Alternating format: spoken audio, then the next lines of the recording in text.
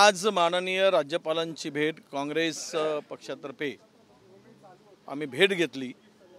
महाराष्ट्रामध्ये कायदा आणि सुव्यवस्थेचा पूर्णतः बोजवारा उडालेला आहे। कायदा सुव्यवस्था अजिबात महाराष्ट्रात शिल्लक राहिली नाही। खुलेआम ओपन दोन समाजात दोन धर्मात तेढ निर्माण होईल अशा प्रकारचं वक्तव्य सत्ताधारी आमदार करत आहेत। त्या ठिकाणी धार्मिक स्थळामध्ये घुसून मारण्याच्या गोष्टी करत आहेत।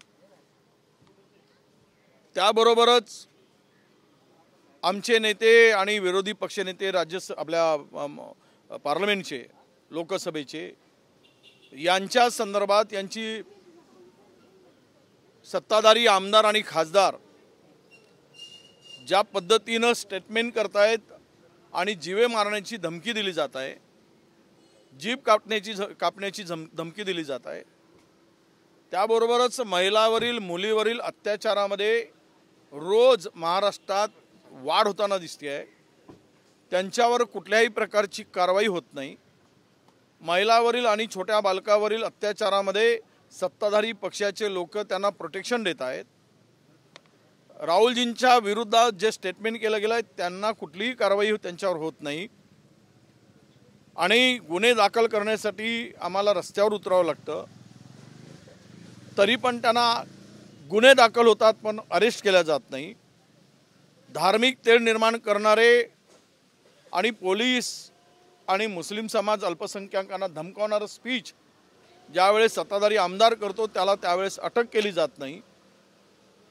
आणि म्हणून त्याबरोबरच आंध्र प्रदेश आणि तेलंगणाला केंद्रीय मंत्री जाऊन अतिवृष्टीमुळे बाधित झालेल्या शेतकऱ्यांसाठी पॅकेज घोषित करतात 4000 कोटीचं, पण महाराष्ट्रामध्ये मात्र एवढा मोठा 6 लाख हेक्टरचं नुकसान झाल्यावर शेतकऱ्याचं इथे कुठलीही त्यांना मदत केली जात नाही।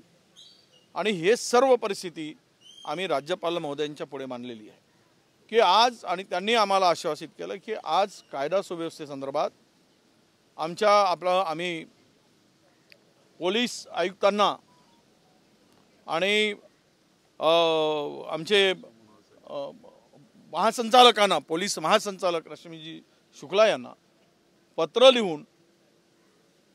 पत्र पाठवून यावर कारवाई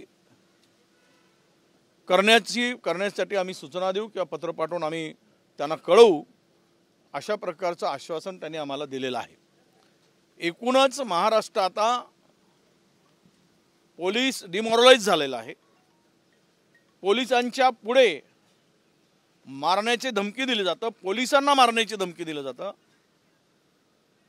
जात आहे आणि अशा स्थितीमध्ये पोलीस सुद्धा आता कारवाई करण्यासाठी पुढे येत नाहीत। ही सर्व परिस्थिती मांडल्यानंतर त्याचं गांभीर्य लक्षात घेऊन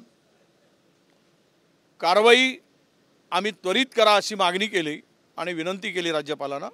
त्यांनी ते लक्ष घालण्याचं आम्हाला आश्वासन दिलेलं आहे। हिंदी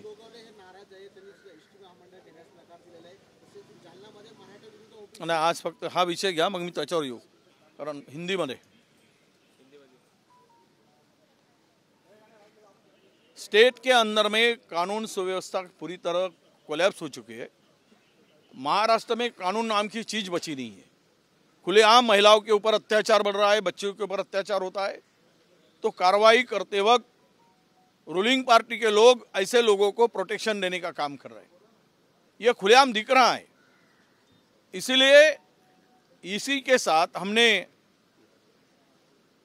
लीडर ऑफ अपोजिशन और हमारा कांग्रेस के नेता के खिलाफ में जो बयानबाजी एमपी और एमएलए ने की, उनके ऊपर कार्रवाई करने के लिए उनको अरेस्ट करने की मांग लेकर हम गए थे। और तीसरी इम्पोर्टेंट बात यह थी कि महाराष्ट्र के अंदर में जो दो धर्मों के खिलाफ में एक विशिष्ट माइनॉरिटी के खिलाफ जो एक एमएलए रूलिंग पार्टी का जो स्टेटमेंट जिस तरह से करता है, वो हेट स्पीचेस करता है, तो ये स्पीच करने वालों के ऊपर भी तुरंत कार्रवाई हो और इससे रोका जाए और लास्ट में किसानों को बहुत नुकसान हुआ है। बारिश से 6 लाख हेक्टेयर की फसल पूरी बर्बाद हो चुकी है। तो उनको भी मदद की मांग लेकर हम गए थे। हमें गवर्नर ने, ऑनरेबल गवर्नर ने पूरा विश्वास दिलाया कि हम लोग पुलिस महासंचालक को लेटर लिखकर कानून सुव्यवस्था के बारे में उनको बताएंगे और कार्रवाई करने के लिए उनको हम लेटर लिखेंगे और जो मुआवजा देना है उसके बारे में भी सरकार से हम बात करेंगे, ऐसा उन्होंने हमें आश्वस्त किया है।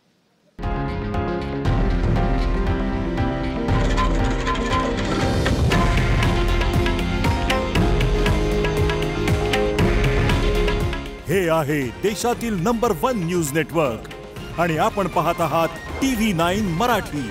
काळजी तुमची, हित महाराष्ट्राचं।